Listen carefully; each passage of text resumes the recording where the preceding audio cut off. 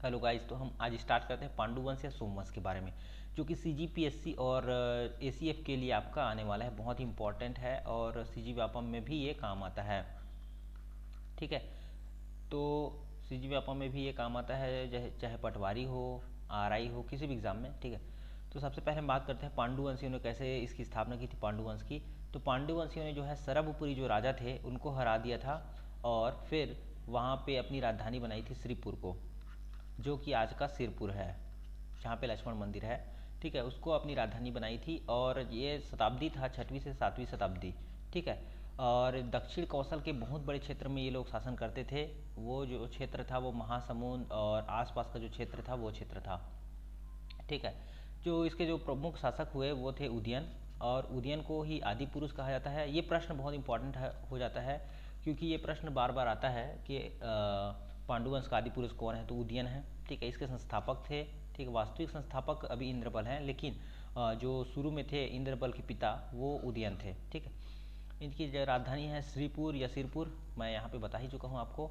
ठीक है, जहाँ पे लक्ष्मण मंदिर है करके महासमुंद में है एक जगह, और इसके चारों तरफ मस्त जंगल वाला इलाका है और बीच में लक्ष्मण मंदिर बना हुआ है। पर्यटन स्थल घोषित है ये। ठीक है, इसके अलावा हम बात करते हैं जो इसके जो प्रमुख शासक हुए उनके बारे में पूरे डिटेल में। ठीक है, तो सबसे पहले जो शासक आया उदयन था, इसको आदि पुरुष कहा जाता है। ठीक है, उसके बाद जो शासक आया इंद्रबल था। उदयन का पुत्र, इसका जो पुत्र था वो इंद्रबल था। इंद्रबल बहुत ही प्रतापी शासक था। इसने जो है आपके सरभपुरी वंश को हराकर ही इसने जो है वास्तविक संस्थापक के रूप में जो है पांडु वंश की स्थापना की थी, जो सिरपुर वाला क्षेत्र है वहाँ पे। ठीक है, तो उदयन को जो है आदि पुरुष माना जाता है और इंद्रबल को जो है वास्तविक संस्थापक के रूप में माना जाता है। तो इंद्रबल के जो 4 पुत्र थे वो थे नन्नराज, सुखतराज, ईशान देव और भंवर देव। इसको आप याद करने के लिए ट्रिक अपना सकते हैं। उदय, उदय का पुत्र कौन हुआ, इंद्र। इंद्र का पुत्र हुआ आपका नन्नराज, सुखतराज, ईशान देव और भंवर देव। तो इतना में आपका ये पूरा याद हो जाता है। उदय, इंद्र न सुख इस भंवर में। उदय, एक लड़का उदय है, उसको मैं बोल रहा हूँ इंद्र न सुख इस भंवर में। ठीक है, तो उदय से हो जाएगा आपका उदयन, इंद्र से हो जाएगा इंद्रबल, न से हो जाएगा नन्नराज, सुखत से हो जाए सुख से हो जाएगा सुखतराज, ईशान से हो जाएगा, इससे हो जाएगा ईशान देव, और भंवर से हो जाएगा भंवर देव। तो इस तरह से ये चारों आपका नाम याद हो जाएगा, साथ में ये भी नाम याद हो जाएगा। और नन्नराज का जो पुत्र हुआ वो तिवरदेव था। तिवरदेव का पुत्र जो है नन्नदेव द्वितीय था। ठीक है, इसके अलावा जो तिवरदेव का भाई था यानी कि नन्नराज का पुत्र, दूसरा पुत्र वो चंद्रगुप्त था। चंद्रगुप्त का जो पुत्र हुआ हर्षगुप्त, हर्षगुप्त का जो पुत्र हुआ महाशिवगुप्त। अब इसको याद करने का ट्रिक क्या है, 3 चंद्र में हर्ष महान, 3 चंद्र में हर्ष महान। ठीक है, तो तिवरदेव और नन्नदेव 3 हो गया, इसका ती और इसका ना 3 हो गया। चंद्र से हो जाएगा चंद्र गुप्त, में हर्ष, हर्ष से हो जाएगा आपका हर्षगुप्त, और महान में हो जाएगा महाशिवगुप्त। तो ये बहुत ही बढ़िया सा आपको याद हो जाएगा। ठीक, अब इसके बारे में हम डिटेल में देखते हैं। तो पहले इंद्रबल के बारे में देखूंगा, उसके बाद नन्नराज, तिवरदेव, नन्नदेव कौन कौन से थे, उसके बाद ये हर्षगुप्त, महाशिवगुप्त, इनके बारे में हमको डिटेल में देखना है, क्योंकि इसी से प्रश्न आता है। सबसे इम्पॉर्टेंट जो राजा थे वो थे महाशिवगुप्त, क्योंकि इसी ने जो है आपके लक्ष्मण मंदिर का निर्माण कराया था। इनकी माता का नाम था वाष्टा देवी। ठीक, और इसके पिता का नाम था हर्षगुप्त। और ठीक है, इन्होंने ही फिर मंदिर बनवाया था। वाष्टा देवी ने जो है इसका जो है निर्माण कार्य शुरू कराया था और महाशिवगुप्त ने इसको पूरा कराया था। ठीक है, वाष्टा देवी का पुत्र महाशिवगुप्त और उसका पिता जो है हर्षगुप्त। ठीक, तो इतना हम डिटेल में पूरा देखने वाले हैं। तो सबसे पहले एक ओवरव्यू के लिए मैं बता देता हूँ कि ये है। ठीक, साथ में हम लक्ष्मण मंदिर को भी आपको दिखाने वाले हैं। तो लक्ष्मण मंदिर ये रहा, जो कि मल्हार सॉरी महासमुंद में है, मल्हार निकल गया, महासमुंद में है। ठीक, लक्ष्मण मंदिर सिरपुर महासमुंद। ठीक है, इसी को जो है हमारा महाशिवगुप्त बालार्जुन ने बनवाया था, जिसकी माता का नाम वाष्टा देवी था। ठीक, तो देखिए अब एक एक करके मैं शुरू से जो राजा है उनके बारे में बताते चलता हूँ। तो सबसे पहले जो राजा हम पढ़ेंगे वो है इंद्रबल। तो इंद्रबल के बारे में मैं पढ़ाता हूँ। ठीक, इंद्रबल कौन थे, क्या थे। ठीक, तो ये वास्तविक संस्थापक इन्हीं माना जाता है इंद्रबल को, क्योंकि ये जो पांडुवंश को इन्होंने विजय दिलाई थी कहा जाए तो। क्योंकि सरभपुरी जो राजा थे, सरभपुरी, उन्होंने पहले शासन किया। अब सरभपुरी जो राजा थे वो थे सुदेवराज। सुदेवराज उसके बाद उसका बेटा आया प्रवरराज। ठीक है, सुदेवराज कौन था? तो सुदेवराज जो है इंद्रबल का राजा था, कहा जाए तो सीधा बात। हाँ, आप सही सुन रहे हैं, इंद्रबल का राजा। कैसे? तो सुदेवराज के जो शासनकाल में जो सामंत था उसका जो नाम था इंद्रबल था। इंद्रबल क्या था? तो इंद्रबल जो सरवपुरी जो राजा थे उनका एक सामंत था। ठीक है, इनके जो राजा का नाम था वो था सुदेवराज। ठीक है, सुदेवराज की जो मृत्यु हो जाती है तो उसका जो बेटा होता है प्रवरराज होता है। अब प्रवरराज का जो शासन है अब इंद्रबल उस समय क्या हो जाता रहता है, बलवान हो गया रहता है और सारे राज का सीख गया रहता है। तो इंद्रबल क्या करता है, पूरे जो राज्य है सरवपुरी राज्य उसको हथियाने का कोशिश करता है और उनको हरा कर बाद में पांडु वंश की स्थापना कर देता है। तो इंद्रबल ने पांडु वंश की स्थापना की थी। ठीक है, इसलिए इसको वास्तविक संस्थापक कहा जाता है। ठीक है, तो अब आगे बात करते हैं। तो इंद्रबल के बाद जो दूसरा राजा आया वो था उसका बेटा जो कि है नन्नराज। ठीक है, ईशान देव को भी उसका जो है नन्नराज का छोटा भाई था ईशान देव। ठीक है, उसको उत्तराधिकारी पद मिला था, लेकिन नन्नराज ने वास्तविक जो है उत्तराधिकारी का पद संभाला और फिर जो है शासन किया। इंद्रबल का एक बेटा था जिसको नन्न बोलते थे और पूरा नाम उसका नन्नराज था।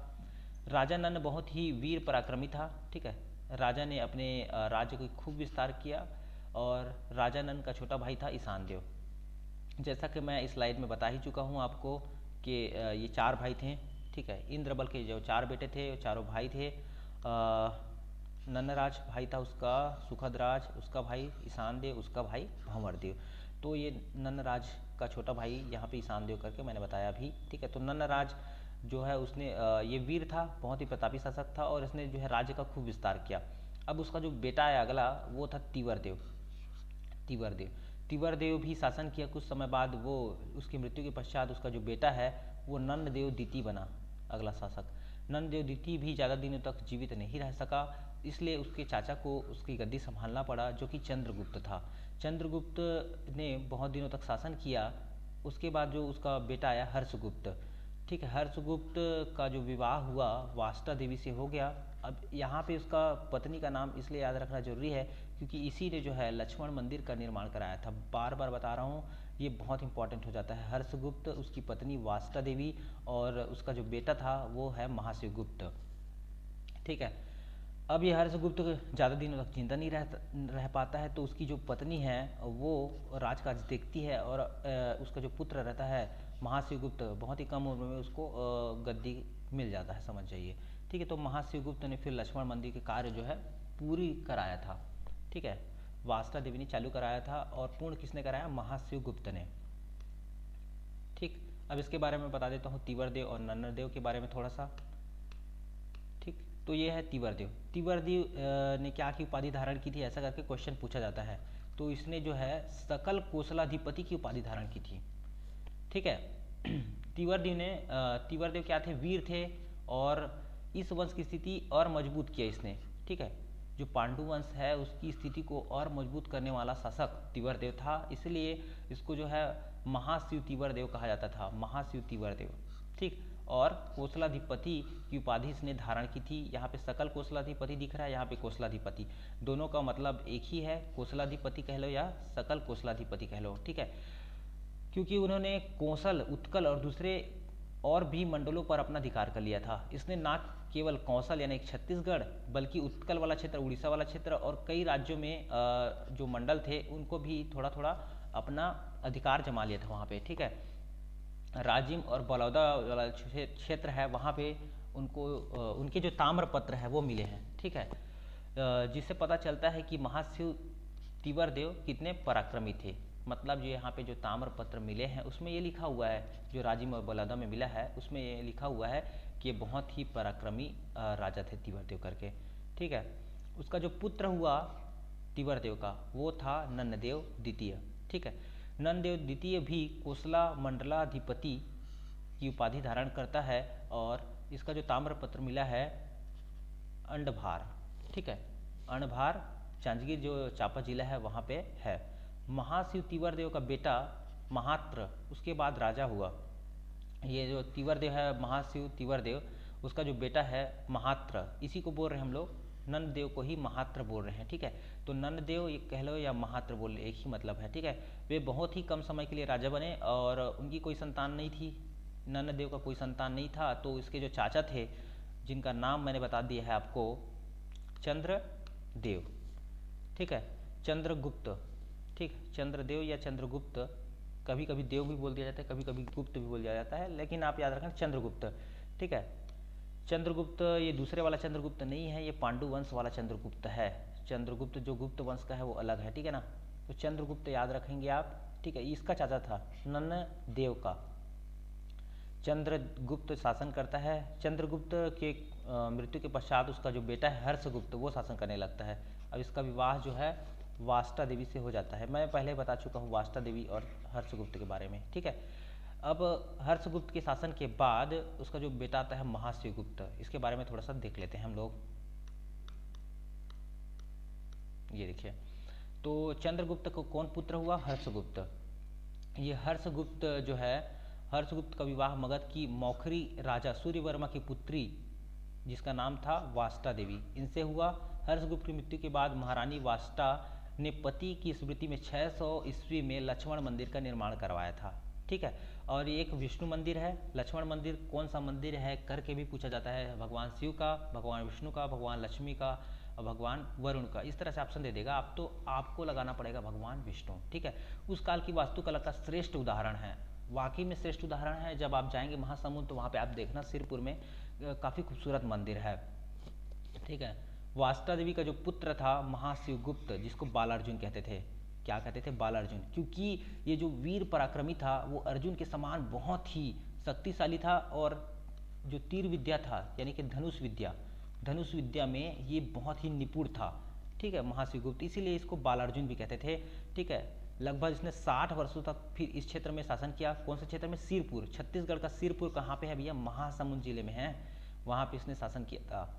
इसी के काल में जो है, जब ये 595 से 655 ईस्वी था, तो इसी बीच में आता है 500 नहीं 639 ईस्वी, इसी के बीच में वेन सॉन्ग छत्तीसगढ़ में यात्रा करने आया और अपनी रचना सी युकी में छत्तीसगढ़ वाले क्षेत्र को किया सलो के नाम से भी वर्णन किया, ठीक है। सिरपुर के लक्ष्मण मंदिर का निर्माण कार्य पूरा कराया किसने? तो महाशिवगुप्त ने।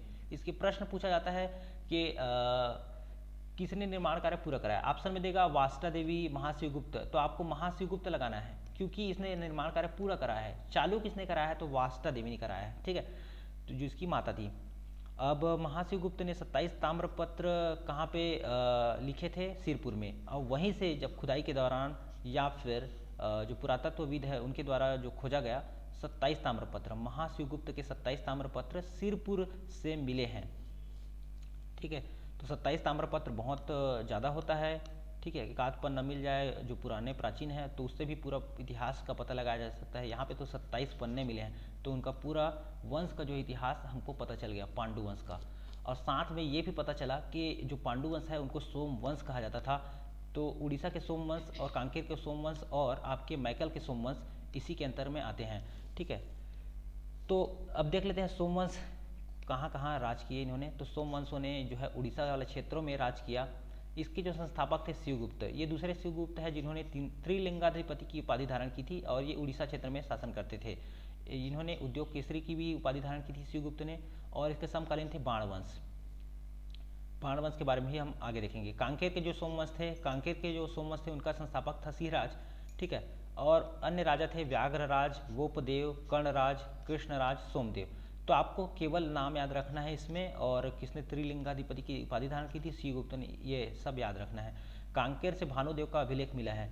जो कांकेर के जो सोमवंश है उसके बारे में जानकारी कहाँ से मिला है? तो कांकेर से जो भानुदेव का अभिलेख मिला है उससे जानकारी मिल जाती है इसकी, ठीक है। तो बस आपको नाम याद रखना है इसमें। इसके अलावा मैकल श्रेणी, मैकल श्रेणी कहाँ है? कवर्धा, कवर्धा जिला हमारा मैकल श्रेणी है उस क्षेत्र में, ठीक है। तो अमरकंटक वाला जो रीजन है, तो सोमवंश, यहाँ मैकल के जो सोमवंश थे उन्होंने अमरकंटक को राजधानी बनाया था। इसके जो राजा थे जयबल थे, वत्सबल थे, नागबल थे, भरतबल थे, सूरबल थे। और मल्हार में सूरबल के जो है ताम्रपत्र मिलते हैं। तो केवल आपको नाम याद रखना है, ठीक है, और बहुत ही सिंपल तरीके से आपका नाम याद हो जाएगा। आप ट्रिक भी बना सकते हैं इसका, ठीक है। जैसे आप इसका ट्रिक बनाएंगे, जौ, ज पहले ले लेंगे, व पहले लेंगे, ठीक है। उसके नाभ, जब नाभ, जब नाभ, नाभ, जब नाभ सुर, इस तरह से। जब नाक से आप सुर निकालते हैं, इस तरह से आप इसको इमेजिन कीजिए। जब नाभ सुर, नाभि से आप सुर निकाल रहे हैं, आपका पेट में जो नाभि होता है उससे, जब नाभ सुर। तो ज से हो जाएगा जयबल, व से हो जाएगा वत्सबल, ना से हो जाएगा आपका नागबल, भ से हो जाएगा भरतबल और सु से हो जाएगा सुरबल, पूरा सुर से सुरबल। तो इस तरह से आप याद भी कर सकते हैं, अपने तरीके से बनाइए, ट्रिक उसमें कोई दिक्कत नहीं है, ठीक है। उसके अलावा हम बात करते हैं बाण वंश के बारे में। बाण वंश, ये जो दिख रहा है आपको कोरबा का पाली का शिव मंदिर, ठीक है। कोरबा जिला है, पाली एक जगह का नाम है जहाँ पे शिव मंदिर है। यहाँ पे शिव भगवान की लगभग 3 मूर्तियाँ हैं और 4 भी है, छोटा छोटा शिवलिंग है, बहुत ही मस्त है और मंदिर काफ़ी विशाल है, काफ़ी बड़ा है। इस तरह के नमूने छत्तीसगढ़ में आपको शायद ही मिलेंगे। जो लक्ष्मण मंदिर है उससे भी 2 गुना लगभग बड़ा ये जो कोरबा का पाली का शिव मंदिर है। मैं इसको देख चुका हूँ, आप भी देख ही लिए होंगे, आई होप। अगर नहीं देखे हैं तो जाके जरूर देखें इसको, ठीक है। बाणवंश जो है 9वीं सदी में आया, 870 से 895 ईसा पूर्व। ये प्रतापी शासक कौन कौन हुए इसमें, तो विक्रमादित्य, जयमेव, जिन्हें जयमेव कहा जाते थे, विक्रमादित्य को जयमेव कहा जाता था, जो 9वीं शताब्दी में पाली के कोरबा के शिव मंदिर को इन्हीं ने इसने बनवाया था, यानी कि विक्रमादित्य ने ही इसको बनवाया था।